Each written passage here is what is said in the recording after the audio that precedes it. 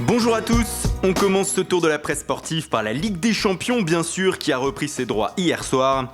Et pour Manchester City, la porte des quarts de finale s'est ouverte en très grand. Les Citizens sont allés corriger Bâle sur leur pelouse 4-0 en huitième de finale aller.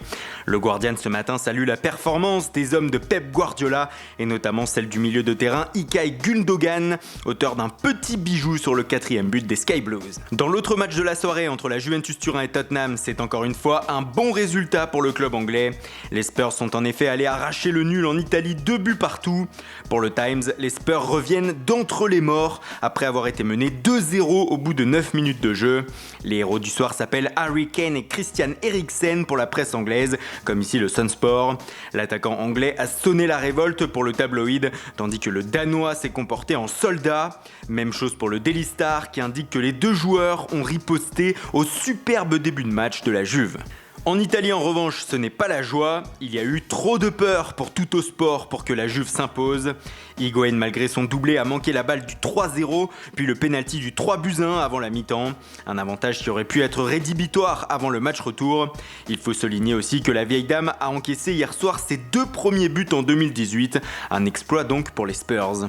Le Mirror Sport revient aussi sur ce match entre Turinois et Londoniens, mais le tabloïd anglais évoque aussi les droits télé de la Premier League pour la période 2019-2022. Le quotidien relaie notamment que la chaîne de télévision Sky Sport conserve les droits du championnat anglais pour cette période en payant 3,6 milliards de livres jusqu'en 2022 pour la diffusion de 128 matchs. La chaîne aura le droit à 2 matchs de plus par journée qu'actuellement. BT Sport récupère lui 32 matchs pour 885 millions de livres. Retour à la Ligue des Champions avec le match que toute l'Europe attend ce soir entre le Real Madrid et le Paris Saint-Germain. Pour l'équipe, il faut renverser le roi madrilène, double champion d'Europe en titre. Pour cela, il faudra un trio d'attaque Neymar, Mbappé, Cavani en grande forme pour faire un résultat à Santiago Bernabéu. Côté espagnol, Marca a choisi de faire sa une sans titre afin de laisser parler l'image. On y voit le maillot madrilène avec le nombre 12 comme le nombre de Ligue des Champions remporté par les merengues. As lui est plus dans la provocation en titrant champion contre aspirant champion. En clair, le double champion d'Europe, le Real, défie un potentiel vainqueur, en tout cas qui souhaite l'être, le PSG.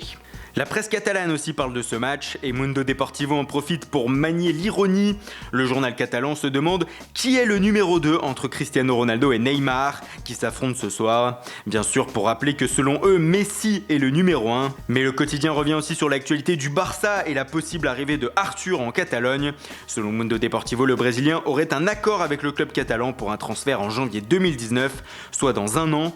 Il pourra débarquer lorsque Coutinho ne sera plus joueur extra-communautaire. Voilà, c'est tout pour aujourd'hui. Merci pour votre fidélité. Bonne journée à tous et rendez-vous dès demain matin pour une nouvelle revue de presse.